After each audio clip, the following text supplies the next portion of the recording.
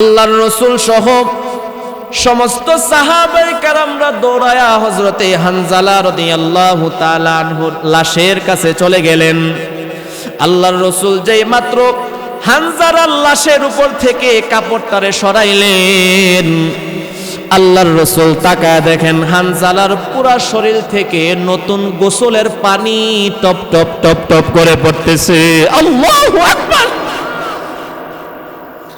আল্লাহর রাসূল তো হতবাক, কি ব্যাপার, হানজালারে কে গোসল করাইলো?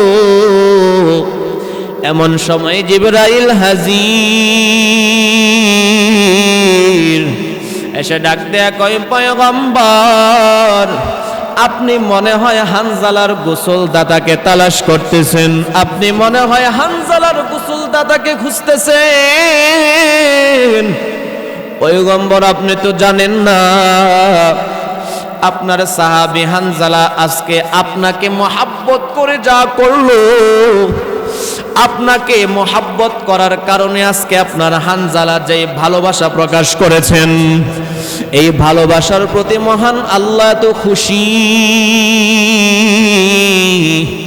নতুন বিবাহ করার পরে আপনার ডাকটা শোনা মাত্র স্ত্রীটার দিকেও তাকায় নাই, উনার উপরে ফরজ গোসল ছিল, ফরজ গোসলের দিকেও তাকাই নাই, ডাক শোনা মাত্র দৌড়ায়া যুদ্ধের ময়দানে চলে আসছে। আপনার সাহাবীটা শহীদ হওয়ার পরে আল্লাহ রাব্বুল আলামিন আমি জিবরাইল রে ডাক দিয়া কইরি, জিবরাইল, আমার রাসূলের সাহাবী হানজালা নাপাক অবস্থায় জমিনের মধ্যে পড়ে আছে, আমি আল্লাহর সহ্য হয় না, আমি আল্লাহর সহ্য হয় না। জিবরাইল, যাও, জলদি করিয়া যাও, জলদি করিয়া যাও, আমার হানজালাকে আকাশের উপরে উঠায়া আসমানের নহর থেকে পানি সংগ্রহ করে আমার হানজালার গোসলটা জিবরাইল তুমি করায়া দাও। ওগো পয়গম্বর, আল্লাহ রাব্বুল আলামিনের আদেশ পাইয়া আমি হযরতে হানজালা রাদিয়াল্লাহু তাআলা আনহুর গোসলটা আসমান থেকে পানি নিয়ে করায়া দিয়েছি। এই জন্যে যারাই রাসূলকে মহব্বত করেছে, রাসূলকে ভালোবেসেছে, তাদের যে কত শান। আমার উম্মতের মধ্যে ৭৩টা দল হবে। কয়টা দল বলেন? মত হবে ৭৩ দলের। ওই ৭৩টা দলের মধ্য থেকে হাসরের ময়দানে কেবল মাত্র একটা দল হবে জান্নাতি, আর বাকি ৭২টা দলে হবে জাহান্নামী। সেই কথার আলোকে এই মাহফিলগুলোতে দ্বীনি আলোচনাগুলো শুনতে মানুষ কম আসবে, এটাই স্বাভাবিক। তো আল্লাহ রাব্বুল আলামিন যে মেহেরবানি করে আমাদেরকে দ্বীনি একটা মাহফিলে আসার বসার দ্বীনি আলোচনাগুলো দিলের কান দিয়ে শোনার তৌফিক দান করেছেন, এই জন্য আমরা আবারও শুকরিয়া আদায় করি, বলি আলহামদুলিল্লাহ। আল্লাহ রাব্বুল আলামিন পবিত্র কোরআনের মধ্যে বলেন, লাকাদ কানা লাকুম ফি রাসূলিল্লাহি উসওয়াতুন হাসানাহ।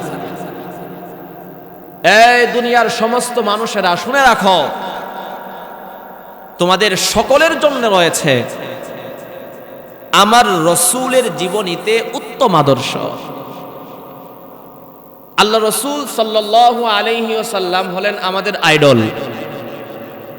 আমরা সবাই আল্লাহর রাসূলের যে আদর্শ, ওই আদর্শ গ্রহণ করা লাগবে। দেখেন, একটা মানুষ তার দুইটা স্বভাব থাকে। কয়টা স্বভাব বলেন? দুইটা স্বভাব থাকে। একটা হলো তার ব্যক্তিগত চরিত্র, আরেকটা হলো তার সমাজের মধ্যে তার চরিত্র। দুইটা কিন্তু ভিন্ন। একটা হলো আমি আমার নিজের চোখে কেমন, দ্বিতীয়টা হলো আমি সমাজের মানুষের চোখে কেমন। আমাদের সমাজে অনেক মানুষ এমন আছে যাদেরকে আমরা সামাজিকভাবে খুব ভালো মানুষ মনে করি, কিন্তু ওই মানুষগুলো ব্যক্তিগত চরিত্রের দিক দিয়ে খুব খারাপ। তার এই ব্যক্তিগত চরিত্রগুলো যদি মানুষের সামনে প্রকাশ পেয়ে যায়, তখন সে আর মানুষের সামনে মুখ দেখাইতে পারবে না। এই জন্যই দেখবেন মাঝে মধ্যে যখন ইউটিউব, ফেসবুকে কোনো একজন ভালো মানুষের ব্যক্তিগত কিছু চরিত্র প্রকাশ পেয়ে যায় ভিডিওর মাধ্যমে, তখন আমরা আমাদের কানকে বিশ্বাস করাইতে পারি না যে এত ভালো মানুষটা এত জঘন্য কাজ সে কিভাবে করবে। একজন মানুষ সে যখন চুরি করে, ওই চোর সেও চায় না সমাজের মানুষ আমাকে চোর হিসাবে জানুক। একজন মানুষ সে যখন জিনা করে, ওই জিনাকারী ব্যক্তিও এটা চায় না সমাজের মানুষ আমাকে জিনাখুর হিসাবে জানুক। একজন মানুষ সে যখন সুদ খায়, ঘুষ খায়, সেও এটা চায় না সমাজের মানুষ আমাকে সুদখুর হিসাবে জানুক। আমরা সবাই চাই সামাজিকভাবে আমাদের সকলকে যেন মানুষ মহাব্বত করে ভালোবাসে, কিন্তু আমরা এখানে যারা বসে আছি, আমরা অনেকেই এমন আছি যারা আমরা আমাদের নিজেদের চোখেই অপরাধী। আমাদের প্রত্যেকের জীবনেরই একটা কালো অধ্যায় আছে, কালো অধ্যায়। আমরা কেউ চাই না সেই কালো অধ্যায়টা মানুষের সামনে প্রকাশ পেয়ে যাক। মুসলমান দিলের কান্দারা বুঝবেন, আল্লাহর রসুলের জীবনীতে কালো অধ্যায় বলতে কিছু ছিল না। রসুলের পারিবারিক জীবন, সামাজিক জীবন, রাষ্ট্রীয় জীবন, সর্বক্ষেত্রে আল্লাহর রসুলকে সামান্যতম একটা ভুল ধরার মতো সাহস পৃথিবীর কারো হয় নাই। কাফেররা রসুলকে ভুল ধরার জন্য বহু চেষ্টা করেছে, পারে নাই। মক্কার সকল কাফেররা আল্লাহর রসুলকে পাগল বলেছে, কিন্তু আল্লাহর রসুলকে মিথ্যাবাদী বলতে পারে নাই। রসুলকে মক্কার কাফেররা গণক বলেছে, জাদুকর বলেছে, কিন্তু আল্লাহর রসুলকে বিশ্বাসঘাতক বলতে পারে নাই। কারণ তারাও জানে মক্কার নগরীতে যদি কোনো ভালো মানুষ থেকে থাকে, সেটা একমাত্র মুহাম্মদ ছাড়া আর কেউ নাই। যার কারণে এমন হয়েছে, যারা সারাদিন আল্লাহর রসুলকে গালি দিত, রসুলের বিরুদ্ধাচরণ করত, ওই মানুষগুলারই যখন আমানত রাখার প্রয়োজন হয়েছে, কোথায় রাখবে, কার কাছে রাখবে, কাফিরগুলো জানতো যার কাছেই আমার জিনিসগুলো আমানত রাখা হবে সেই খেয়ানত করবে। এই জন্য কাফিরগুলো তাদের আমানত আল্লাহ রসুলের কাছে নিয়ে রাখতেন।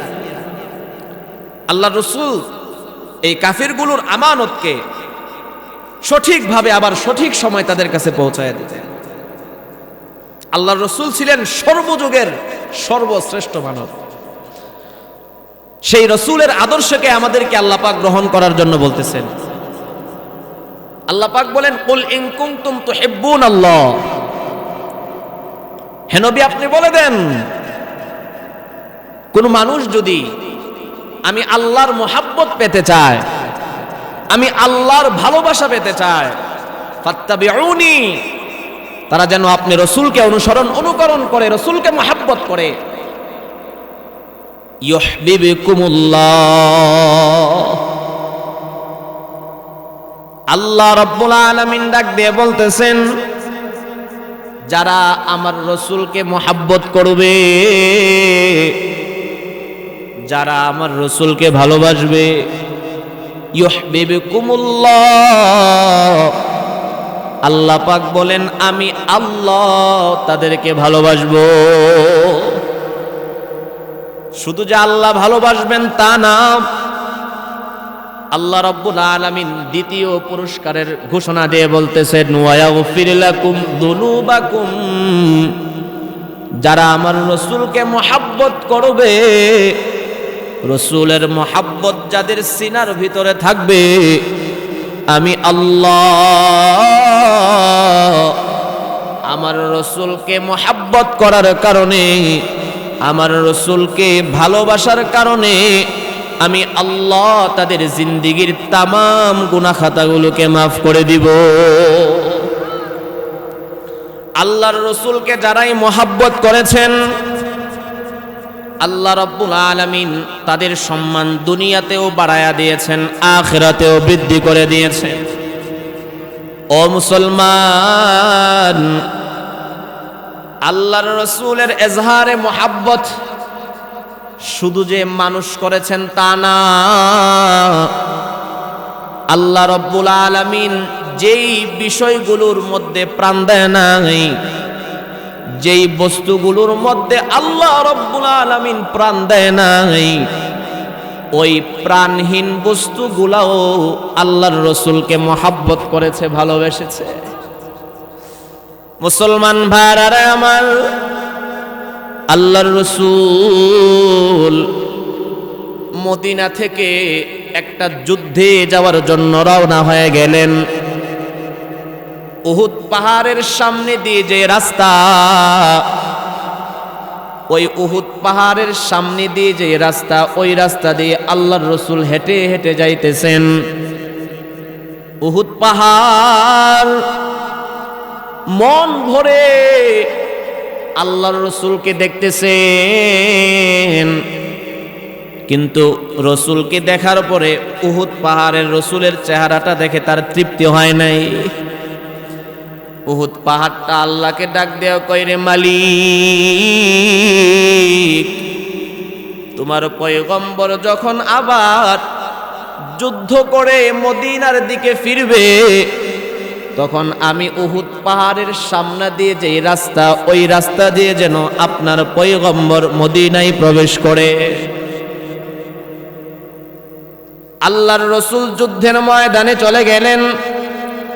যুদ্ধ শেষ করার পর, আগের জামানায় তো এখন যেই রকম রাস্তা ওই রকম রাস্তা ছিল না।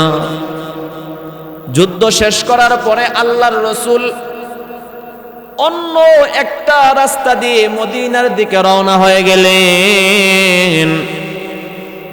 কিন্তু উহুদ পাহাড়টা বারবার আল্লাহকে ডাক দিয়ে বলতেছে, রে মালিক,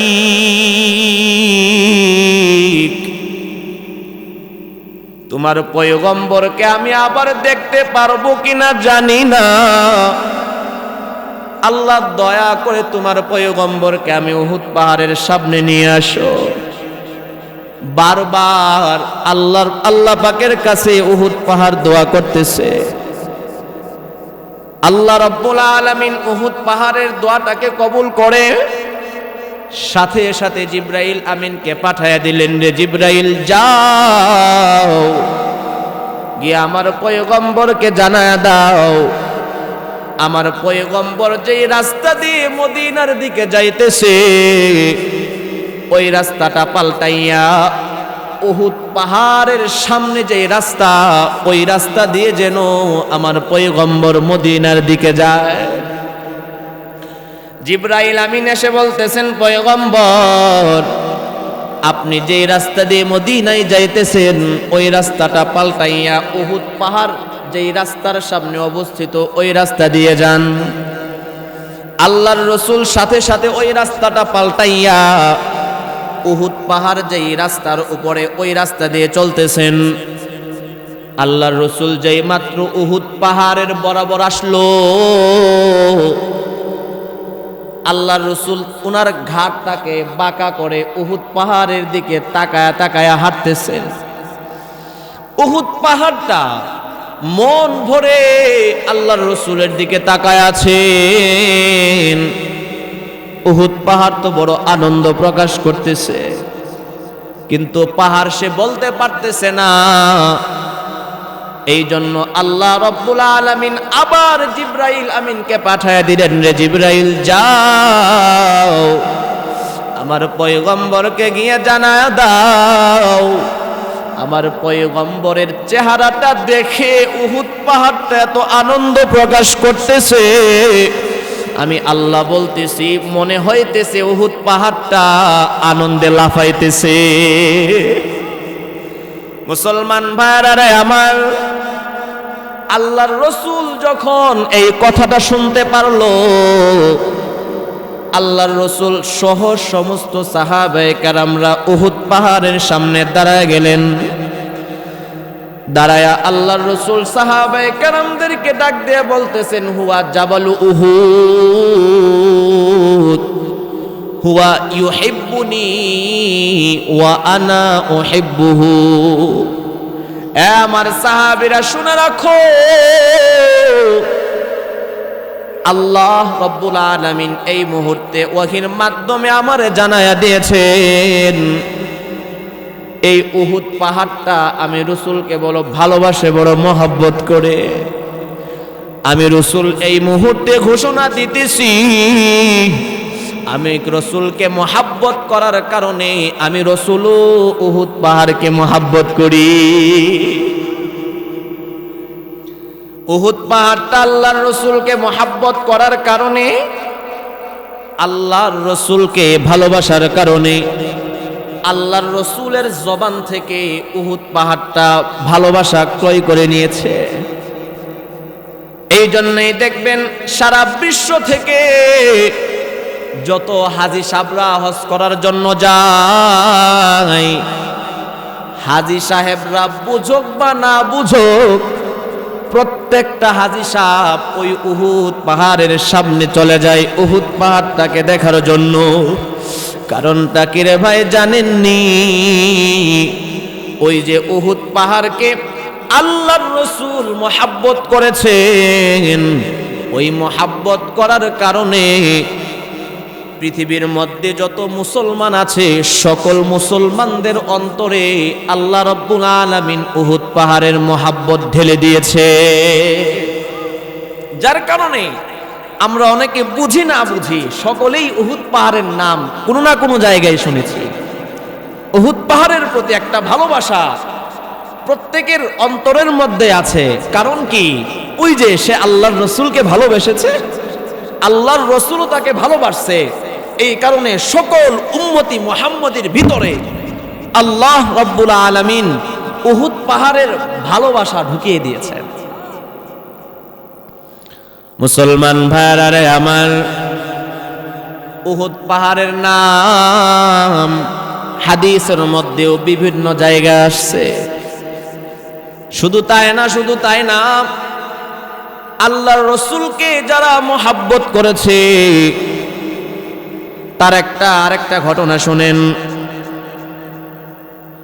আল্লাহর রসুল যখন মদিনায় আসলেন, হিজরত করে যখন মক্কা থেকে মদিনায় চলে আসলেন, তখন আল্লাহর রসুলের উপরে যখন বাবা জুমার নামাজটা ফরজ হয়ে গেল, আল্লাহর রসুল যখন জুমার নামাজের বয়ান করতেন, খুতবা দিতেন, সর্বপ্রথম যখন খুতবা দিতেন তখন একটা লাঠির উপরে ভর করে আল্লাহর রসুল মানুষদেরকে বয়ান করতেন।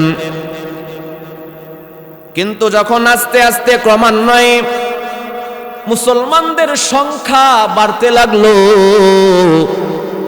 এখন সমস্ত সাহাবায়ে কেরামরা যখন জুমার নামাজ পড়ার জন্য মসজিদে নববীতে আসে, পিছনে যে সাহাবায়ে কেরামরা থাকেন তারা আর আল্লাহর রসুলের কথাগুলো রসুলের জবান থেকে শুনতে পারে না। রসুলের চেহারাটাও দূর থেকে দেখা যায় না। আল্লাহর রসুল যদি উঁচু একটা জায়গার মধ্যে দাঁড়াইয়া খুতবা দিতেন, বয়ান করতেন, তাহলে সমস্ত সাহাবায়ে কেরামরা রসুলের বয়ানগুলো শুনতে পারত, রসুলের চেহারাটাও দেখতে পারত। এই নিয়তে কয়েকজন সাহাবায়ে কেরামরা মিলে আল্লাহর রসুলের জন্য একটা মিম্বার বানাইলেন। মিম্বার চিনেননি? মিম্বার বানাইলেন যে আল্লাহর রসুল মিম্বারের উপরে উঠে জুমার বয়ান করবেন। আল্লাহর রসুল যদি উপরে উঠে জুমার বয়ান করেন তাহলে সকল মানুষগুলো রসুলের কথাগুলো বুঝতে পারবেন, চেহারাটাও দেখতে পারবেন। এই কারণে জুমার নামাজের জন্য মিম্বার বানানো হলো। আর আল্লাহর রসুল যেই লাঠির মধ্যে ভর করে জুমার খুতবা দিতেন, ওই লাঠিটাকে বাজান মিম্বারের পিছনে দাঁড় করিয়ে রেখে দেওয়া হলো। শুক্রবার চলে আসছে, আল্লাহর রাসূল মিম্বারের মধ্যে দাঁড়াইলেন বয়ান করার জন্য। এখনো বয়ান শুরু করে নাই। এমন সময় আল্লাহর রাসূল তাকায় দেখেন পিছন দিক থেকে, মিম্বারের পিছন দিক থেকে মিম্বারের পিছন দিক থেকে কে যেন শিশুদের মতো হাউমাউ করে চিৎকার করতেছে। আল্লাহর রাসূল মনে মনে চিন্তা করেন, কি ব্যাপার, মিম্বারের পিছনে তো কোনো মানুষ নাই, মানুষের মতো কে মিম্বারের পিছন থেকে চিৎকার করতেছে। এই জন্য আল্লাহর রাসূল সহ জুমার নামাজে যত সাহাবায়ে কেরামরা উপস্থিত হয়েছেন, সমস্ত সাহাবায়ে কেরামরা বাজান মিম্বারের পিছনে চলে আসছেন। এসে দেখায় দেখেন কি আশ্চর্য ঘটনা, আল্লাহর রাসূল যেই লাঠির উপরে ভর করে প্রথমে খুতবা দিতেন, ওই লাঠির ভিতর থেকে হাউমাউ করে কান্নার আওয়াজ আসতেছে। বুখারী শরীফের মধ্যে হাদিস আসছে, আল্লাহর রাসূল ডাক দিয়ে কয়, ইয়া সায়া মাদা তাবিকি, হে লাঠি তুমি কেন কান্না করতেছো? লাঠিটা ডাক দিয়ে কয়, পয়গম্বর আনা আবিকি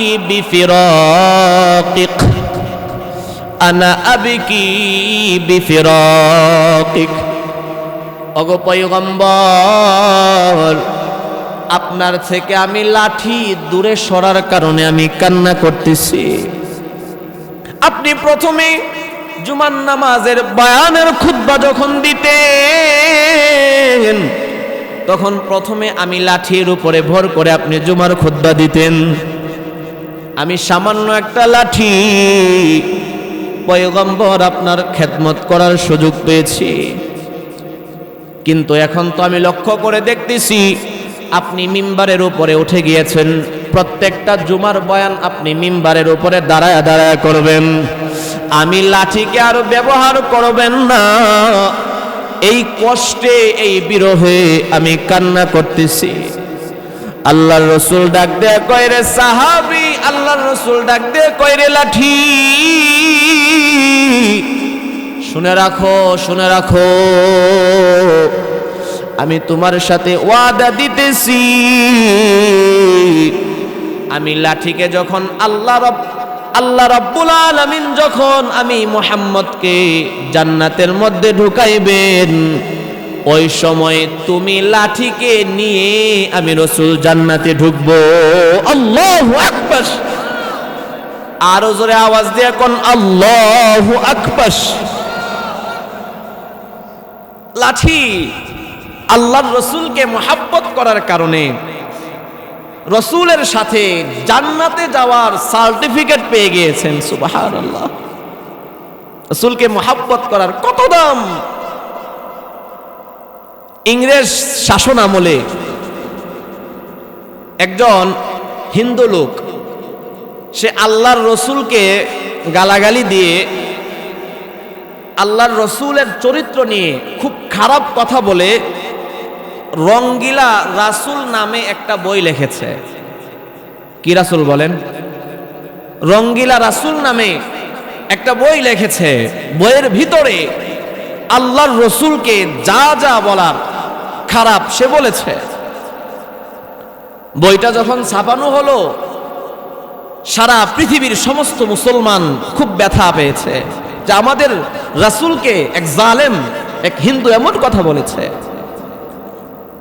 ওই সময়ে দিল্লির এক নওজোয়ান যুবক, রাসূলের প্রকৃত আশিক, সে সিদ্ধান্ত নিয়ে নিল, আমি বাঁচি বা মরি, রাসূলের দুশমন জমিনের মধ্যে বুক ফুলায়া হাঁটবে, আর আমি রাসূলের আশিক হয়ে, রাসূলের উম্মত হয়ে বেঁচে থাকবো। হতে পারে না আমার এক ফোঁটা রক্ত থাকতে আমি রাসূলের এই দুশমনকে এই জমিনের উপরে থাকতে দেব না।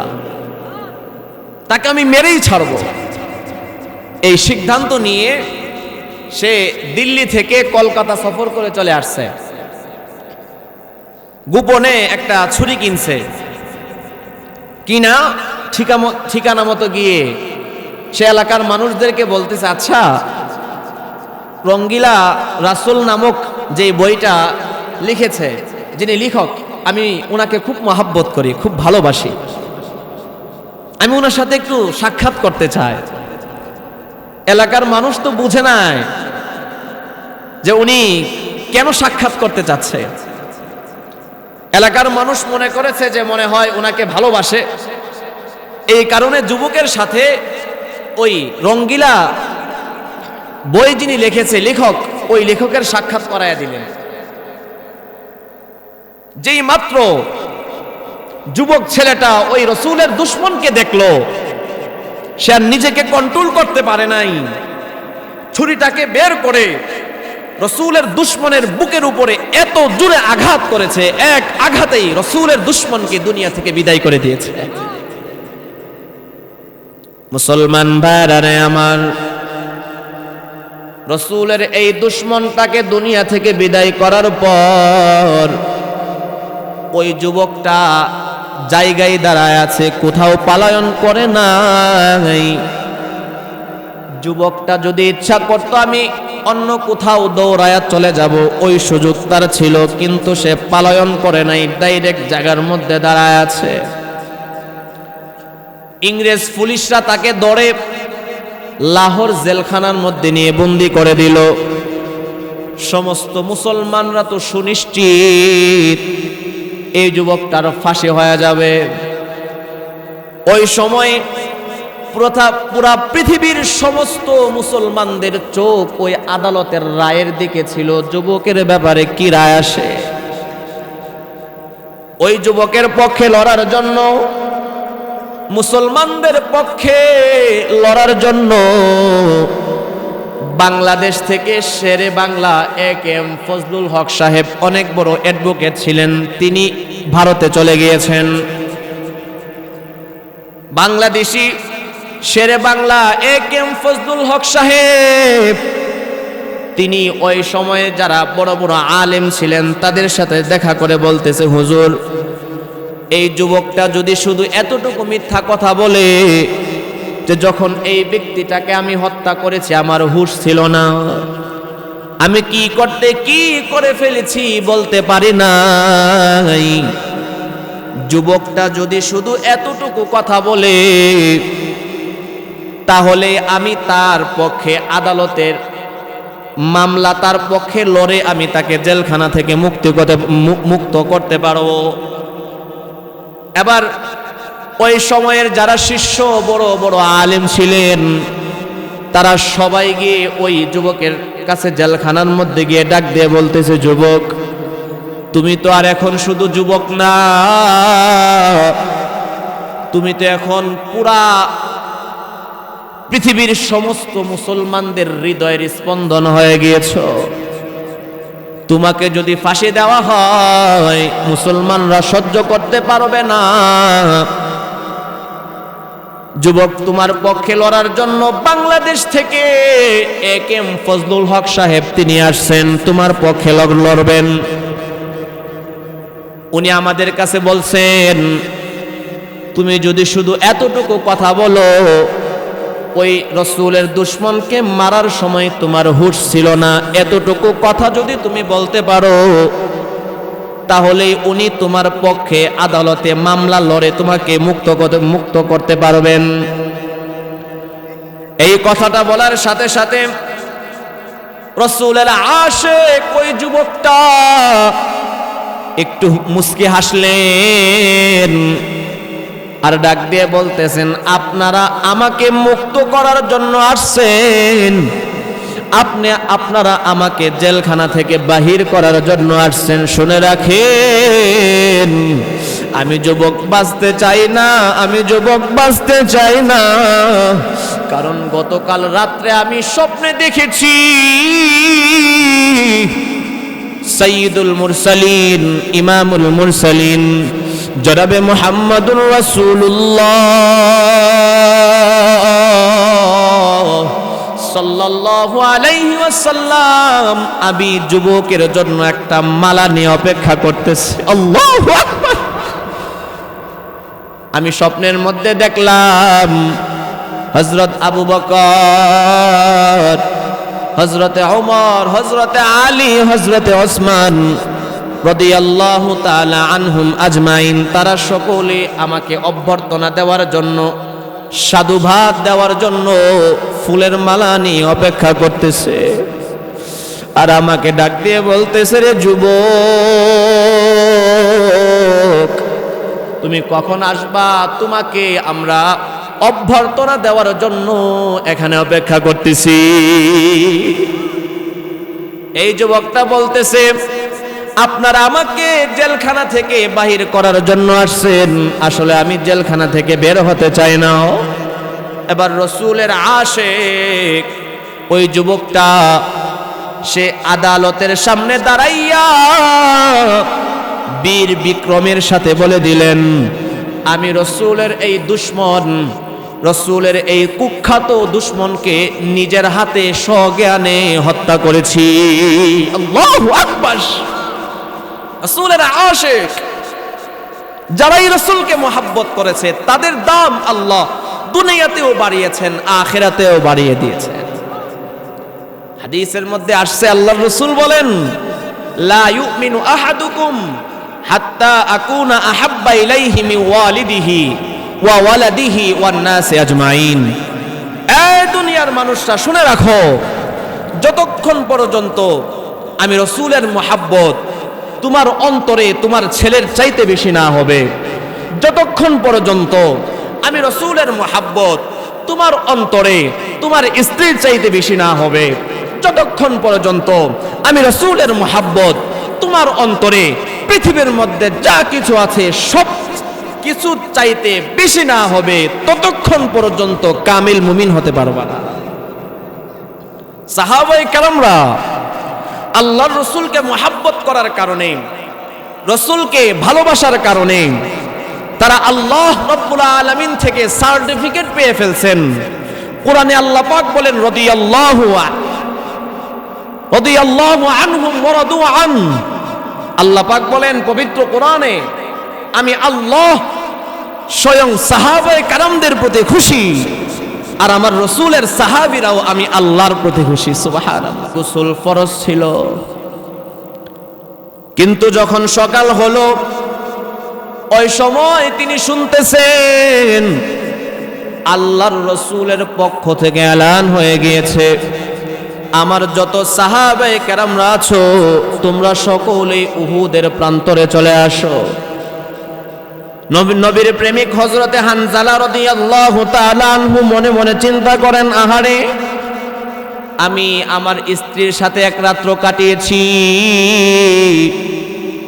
স্ত্রীর সাথে ওয়াতি করার কারণে আমার উপরে গোসল ফরজ হয়ে গিয়েছে, কিন্তু এখন আমার রাসূল আমাকে ডাকতেছেন, থাক আমার বিবি, থাক আমার গোসল। আল্লাহর রসুলের মোহাব্বতে পাগল হইয়া দৌড়ায়া গোসল না করে দৌড়ায়া যুদ্ধের ময়দানে চলে আসছেন। وَإِذْ غَدَوْتَ مِنْ أَهْلِكَ تُبَوِّئُ الْمُؤْمِنِينَ مَقَاعِدَ لِلْقِتَالِ وَاللَّهُ سَمِيعٌ عَلِيمٌ। যুদ্ধের ময়দানে কাফেরদের সাথে সাহাবায়ে কেরামদের তুমুল যুদ্ধ উহুদের প্রান্তরে শুরু হয়ে গেলেন। ওই উহুদের যুদ্ধে 70 জন সাহাবায়ে কেরাম তারা শাহাদাত বরণ করেছিলেন। ওই 70 জনের মধ্য থেকে হযরতে হানজালা রাদিয়াল্লাহু তাআলা আনহু তিনিও একজন ছিলেন, কিন্তু বাজান হযরতে হানজালার ইতিহাসটা বাবা আলাদা করে উল্লেখ করা হয়েছে।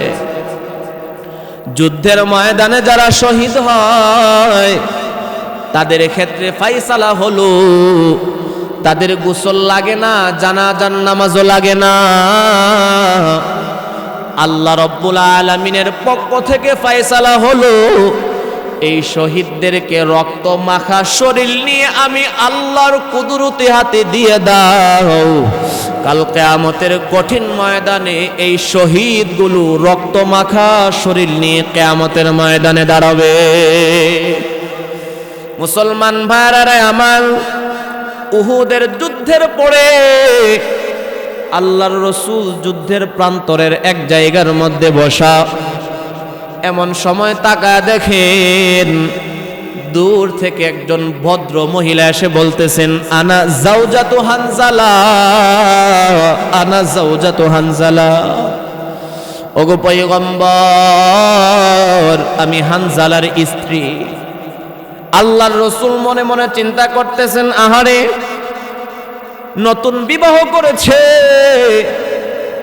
হানজালা তো নতুন বিবাহ করার পরে চলে আসছে, মনে হয় স্ত্রীটা কোনো অভিযোগ দেওয়ার জন্য আমি রাসূলের কাছে চলে আসছে, বিচার নিয়ে আসছে। স্ত্রীর ঈমানটাও কত মজবুত। ওই মহিলাটা ডাক দিয়ে কয়, পয়গম্বর, আমি আপনার কাছে কোনো অভিযোগ করার জন্য আসি নাই, আমি আপনার কাছে কোনো বিচার দেওয়ার জন্য আসি নাই। আমি আপনার কাছে এসেছি, আমি আপনার কাছে এসেছি একটা কথা বলার জন্য, আমি অভিযোগ করার জন্য আসি নাই। বরং আমি তো নিজেকে নিজে বড় ধন্য মনে করতেছি, কারণ ইসলামের জন্য যে মানুষটা তার জীবনটা দিয়া দিল, এমন একজন মানুষের স্ত্রী হতে পেরে আমি নিজেকে নিজে বড় ধন্য মনে করতেছি। ওগো পয়গম্বর, আপনার কাছে একটা কথা বলার জন্য আসছি। আপনি তো জানেন আমার স্বামী নতুন বিবাহ করেছে, আমার সাথে উনি এক রাত্র কাটিয়েছে। শেষ রাত্রে উনার উপরে গোসল ফরজ ছিল, কিন্তু যেই মাত্র আপনার এই সাহাবীটা আপনার আহ্বানগুলো শুনলো, আমি স্ত্রীটার দিকেও আর তাকাই নাই। উনার উপরে যে ফরজ গোসল ছিল, ওই গোসলের প্রতিও উনার আর কোনো লক্ষ্য ছিল না। দৌড়াইয়া আপনার ডাকে সাড়া দিয়ে উহুদের প্রান্তরে চলে আসছে। আমার স্বামী তো এখন শাহাদাত বরণ করেছেন। আমি শুনেছি যুদ্ধের ময়দানে যারা শহীদ হয়ে যায় তাদের নাকি গোসল দেওয়ানো হয় না। সেই হিসাবে তো আমার স্বামী হানজালাকেও গোসল দেওয়ানো হবে না। ওগো পয়গম্বর, আমি দূর থেকে আপনার কাছে আসছি এই কথাটা বলার জন্য। আপনি আপনার পক্ষ থেকে আমার স্বামীর ফরজ গোসলটা করায়া দিয়ে। মুসলমান ভাইরা আমার, আল্লাহর রাসূল কথাটা শোনা মাত্র টপ টপ টপ টপ করে চোখের পানিগুলো ছেড়ে দিলেন। আর ডাক দেয়া কয়, রে আমার সাহাবীরা, তোমরা কই? আমার হানজালার লাশটা আমার সামনে নিয়ে আসো। সমস্ত সাহাবায়ে কেরামরা হযরতে হানজালাকে তালাশ করতেছেন, কোথাও হযরতে হানজালার লাশকে খুঁজে পাওয়া যায় না। সাহাবায়ে কেরামরা তো হতবাক, কি ব্যাপার, হানজালার লাশটা গেল কই? আল্লাহর রাসূল সহ সমস্ত সাহাবায়ে কেরামরা দাঁড়ানো। এমন সময় পিছন থেকে একজন সাহাবী তাকায় দেখেন কে যেন উপর থেকে হানজালার লাশটা রাসূলের সামনে এনে রেখে দিয়েছে। আল্লাহর রাসূল সহ সমস্ত সাহাবায়ে কেরামরা দৌড়ায়া হযরতে হানজালা রাদিয়াল্লাহু তাআলা আনহুর লাশের কাছে চলে গেলেন। আল্লাহর রাসূল যেই মাত্র হানজালার লাশের উপর থেকে কাপড়টারে সরাইলেন, আল্লাহর রাসূল তাকায় দেখেন হানজালার পুরা শরীর থেকে নতুন গোসলের পানি টপ টপ টপ টপ করে পড়তেছে। আল্লাহু আকবার! আল্লাহর রাসূল তো হতবাক, কি ব্যাপার, হানজালারে কে গোসল করাইলো? এমন সময় জিবরাইল হাজির, এসে ডাক দেয়া কয়, পয়গম্বর, আপনি মনে হয় হানজালার গোসলদাতাকে তালাশ করতেছেন, আপনি মনে হয় হানজালার গোসলদাতাকে খুঁজতেছেন। পয়গম্বর আপনি তো জানেন না আপনার সাহাবী হানজালা আজকে আপনাকে মহাব্বত করে যা করলো, আপনাকে মহাব্বত করার কারণে আজকে আপনার হানজালা যে ভালোবাসা প্রকাশ করেছেন, এই ভালোবাসার প্রতি মহান আল্লাহ তো খুশি।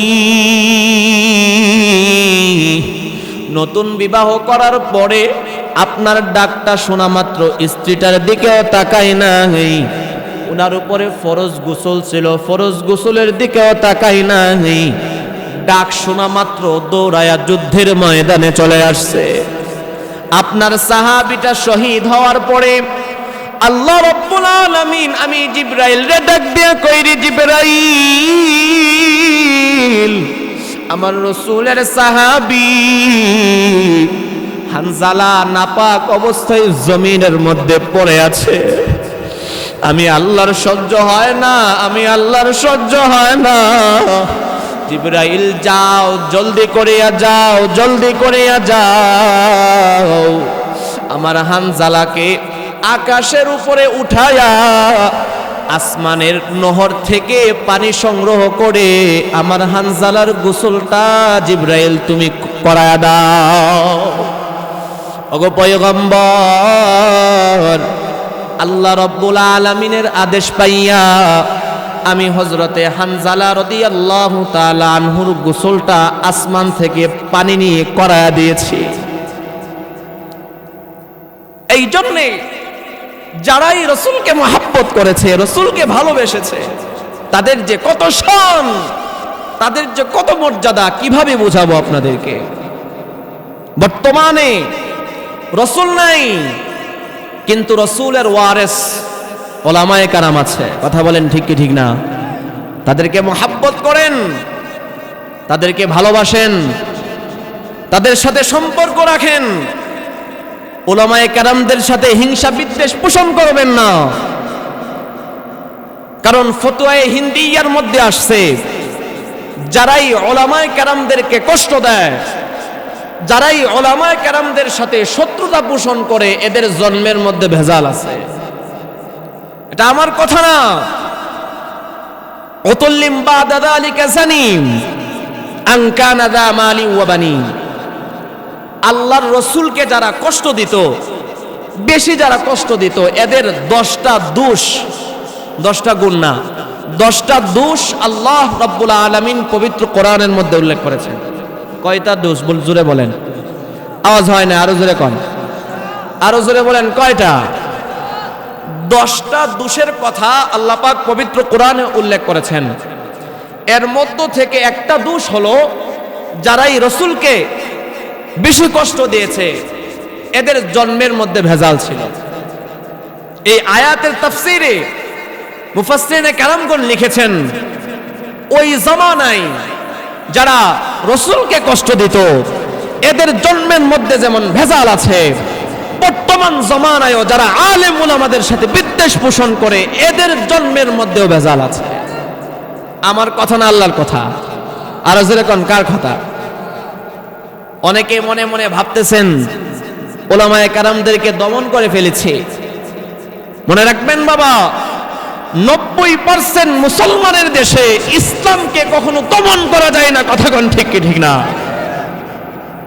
ওলামায়ে কেরামদের আন্দোলন এটা ব্যক্তিগত কোনো স্বার্থের জন্য নয়। ওলামায়ে কেরামদের আন্দোলন এটা ক্ষমতার জন্য নয়।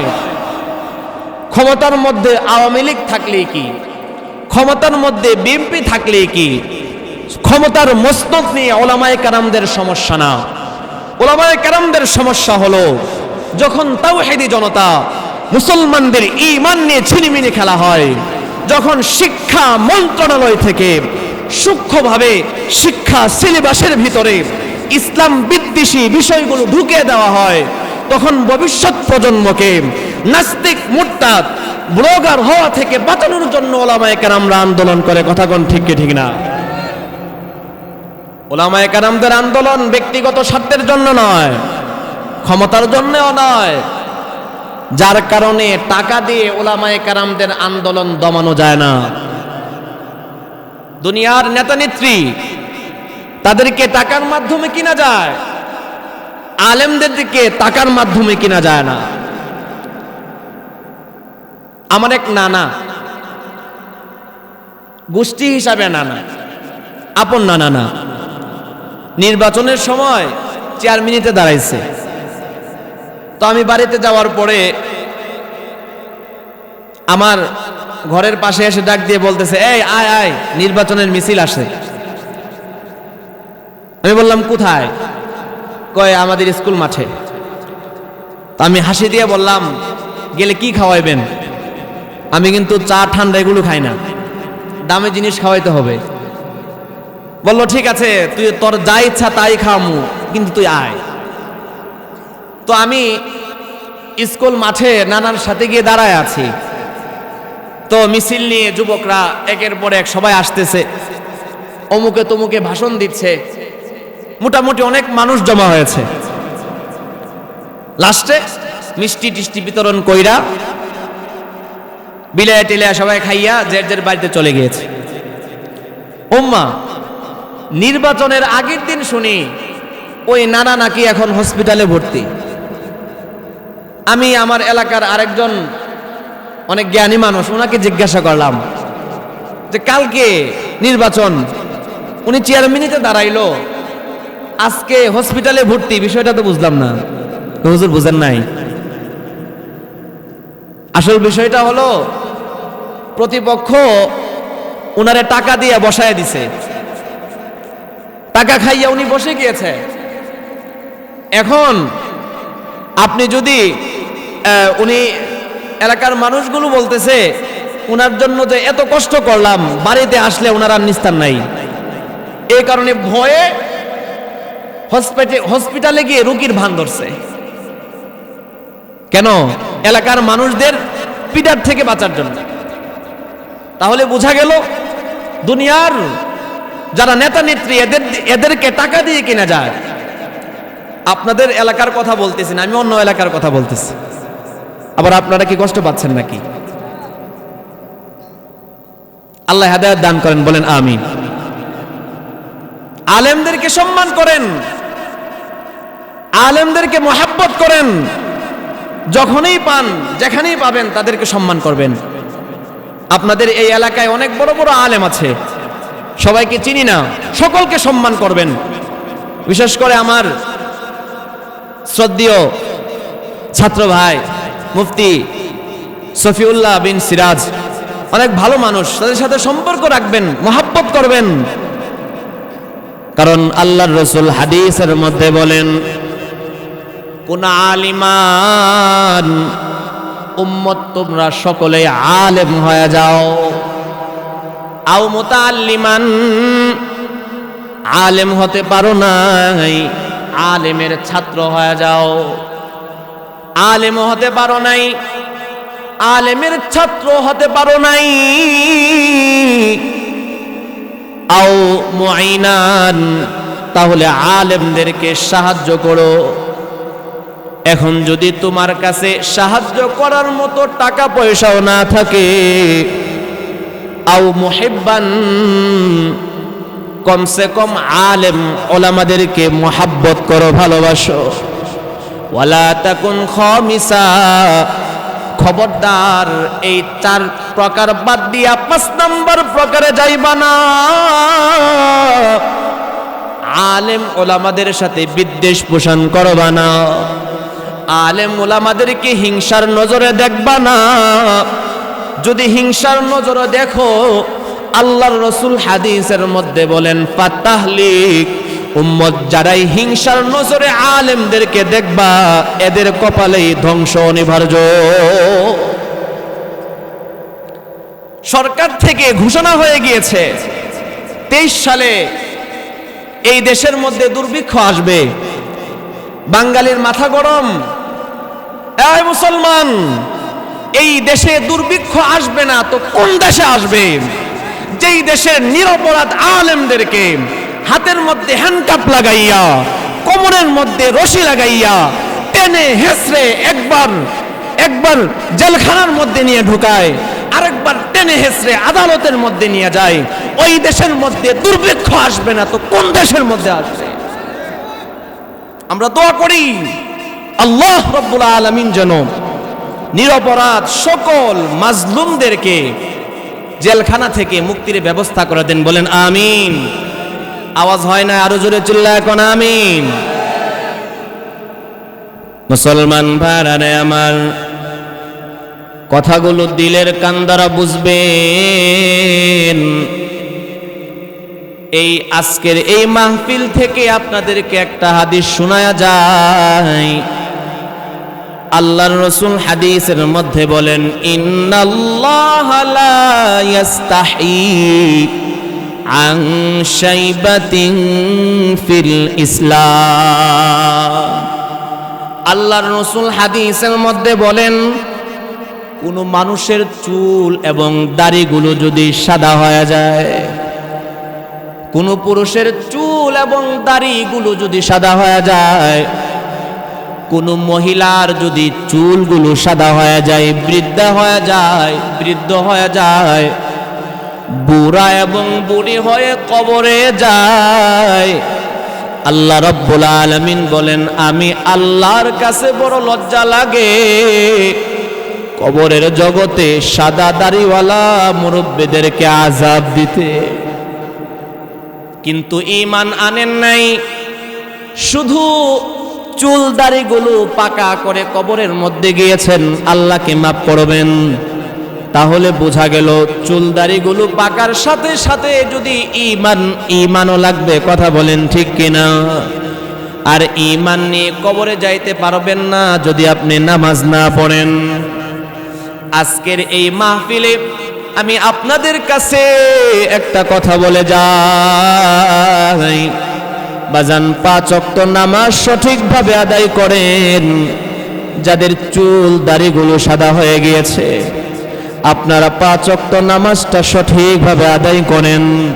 তাহলে যখন মরণের সময় আসবে, তখন আপনার মনে হবে যে আমার তো চুল এবং দাড়িগুলো সাদা হয়ে গিয়েছে, আমি তো নামাজ পড়ে দুনিয়া থেকে বিদায় নিতেছি, আমার মতো বুড়াকে মহান আল্লাহ কবরের জগতে আযাব দিবে না। প্রমাণ হাদিসের মধ্যে, উচ্চ মাপের হাদিস, উচ্চ মাপের মুহাদ্দিস হযরতে ইয়াহইয়া ইবনে আকসাম রাহমাতুল্লাহি আলাইহি, অনেক বড় আলেম, হাদিসের দরস অনেক বছর পর্যন্ত পড়িয়েছেন। যখন তিনি মারা গেলেন, এলাকার মানুষগুলো উনাকে কবরের মধ্যে দাফন করে চলে আসছে। ওই রাত্রে একজন উনার ছাত্র ওই আলেমকে ইয়াহইয়া ইবনে আকসাম রাহমাতুল্লাহি আলাইহিকে স্বপ্ন দেখতেছেন। স্বপ্নের মধ্যে জিজ্ঞাসা করলেন, রে ইয়াহইয়া, আল্লাহ রাব্বুল আলামিন তোমার সাথে কেমন আচরণটা করলো? ইয়াহইয়া ইবনে আকসাম রাহমাতুল্লাহি আলাইহি বলেন, বাবা, তোমরা যখন আমাকে কবরের মধ্যে দাফন করে চলে গিয়েছো, আমি তাকায়া দেখি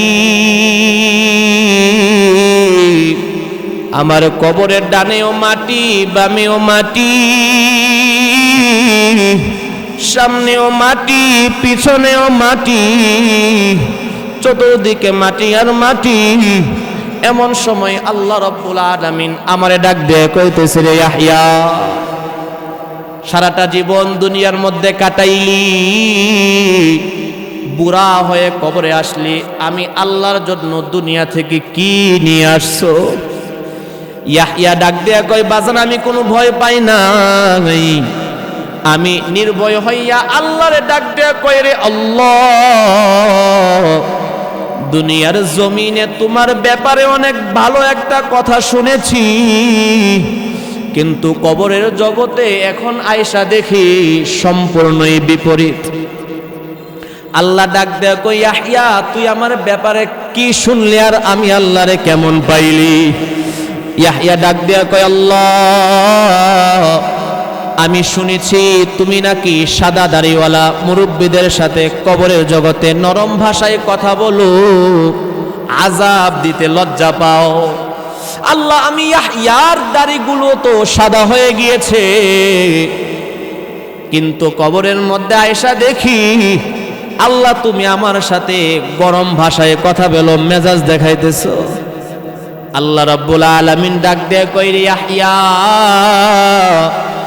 আমি আল্লাহ যে কবরের জগতে বৃদ্ধদের সাথে নরম ভাষায় কথা বলি, তুই এটা কোথায় পাইলি?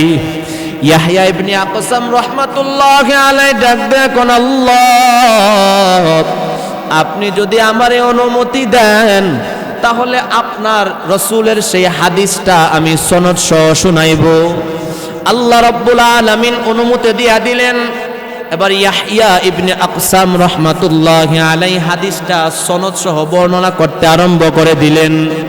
ইয়াহইয়া ইবনে আকসাম রাহমাতুল্লাহি আলাইহি কয়, আমার উস্তাদ আব্দুর রাজ্জাক ছিলেন।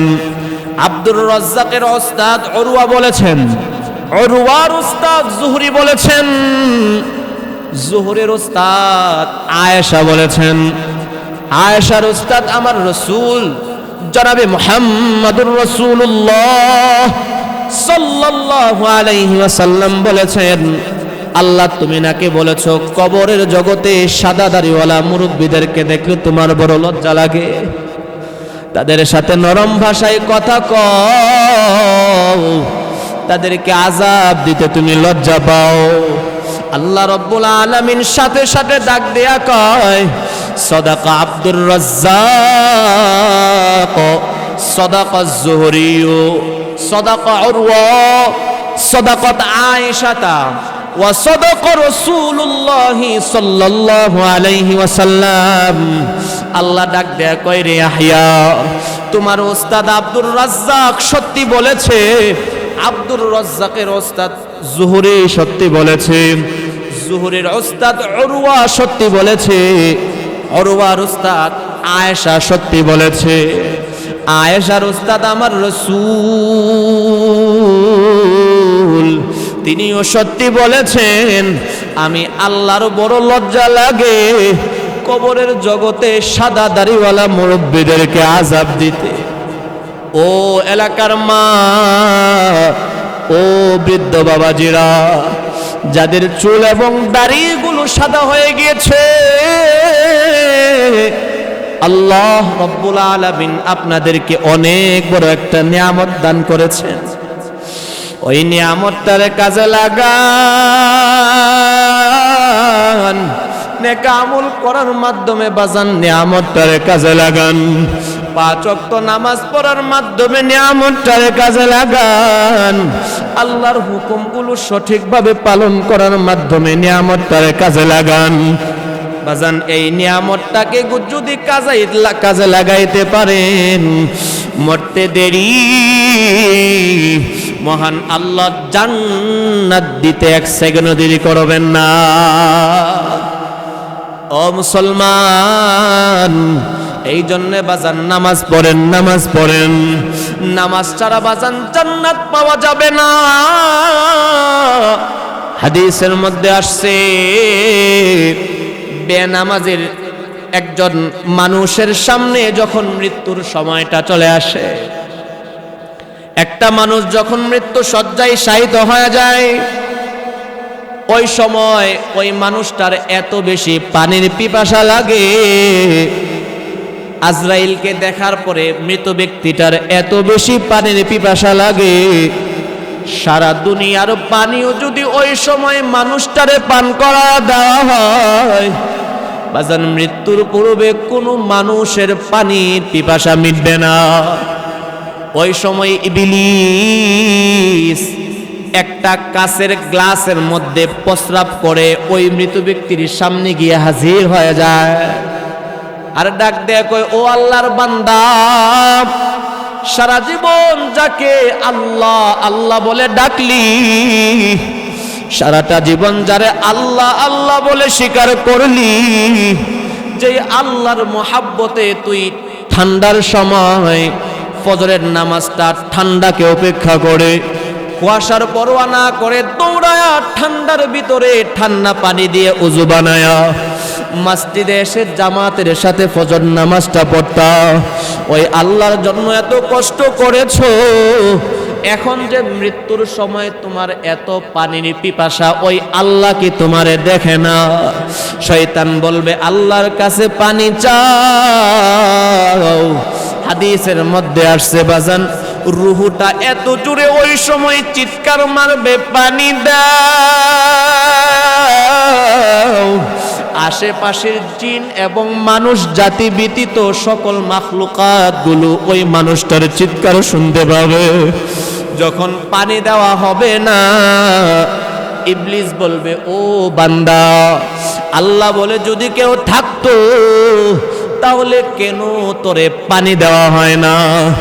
আমার সাথে ওয়াদা দাও, আল্লাহ বলতে কেউ নাই, আল্লাহ বলতে কেউ নাই। চিল্লায়া কর নাউযুবিল্লাহ। ইবলিস ডাক দিয়ে বলবে আমার সাথে ওয়াদা দাও, আল্লাহ বলতে কেউ নাই, আমি তোমারে ঠান্ডা পানি পান করাইব।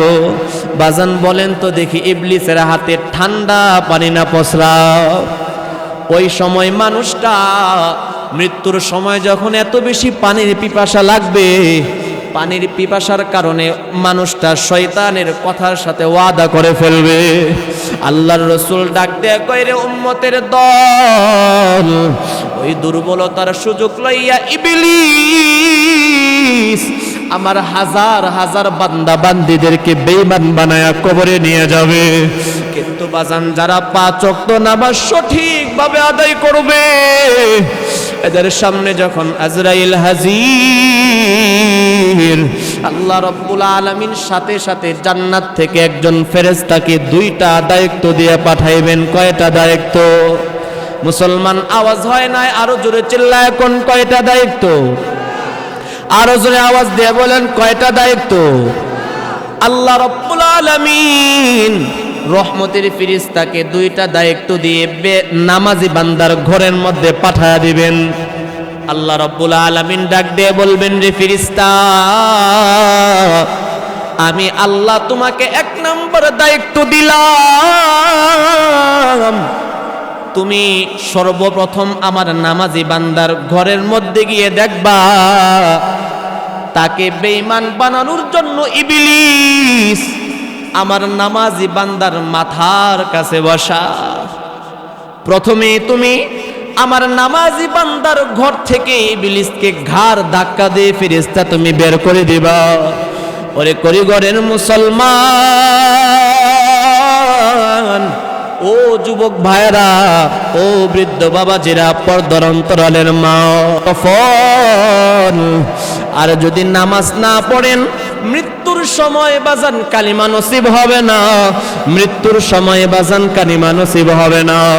আর যদি মৃত্যুর সময় কালিমাটা নসিব না হয়, বেঈমান হয়ে কবরের জগতে যাওয়া লাগবে। আর যদি বেঈমান হয়ে কবরের জগতে যান, বাজান কবরের আগুন ধাউ ধাউ ধাউ ধাউ করে আমার আপনার কবরের মধ্যে জ্বলতে থাকবে। কবরের আগুন এত ভয়ঙ্কর, আমার আপনার দেহটাকে ক্ষত বিক্ষত করে ফেলবে। ওই সময় সাহায্য করার মতো কোনো মানুষ বাজান পাইবেন না। এই জন্য আসুন বাবা, ভালো মানুষ হয়ে যায়, নামাজ পড়ি, আল্লাহর রাসূলের মহব্বত অন্তরের মধ্যে পয়দা করি। আমাদের উস্তাদ মুহতারাম চলে আসছে, অত্যন্ত সুন্দর আলোচনা করেন মাশাআল্লাহ। আমাদের হুজুরের কাছে আমরা ক্লাসও করেছি, হুজুরের ছাত্র। তো আল্লাহ পাক যে কথাগুলো বলেছে আমাদের সকলকে আমল করার তৌফিক দান করেন। ওয়া আখিরু দাওয়ানা আলহামদুলিল্লাহি রাব্বিল আলামিন।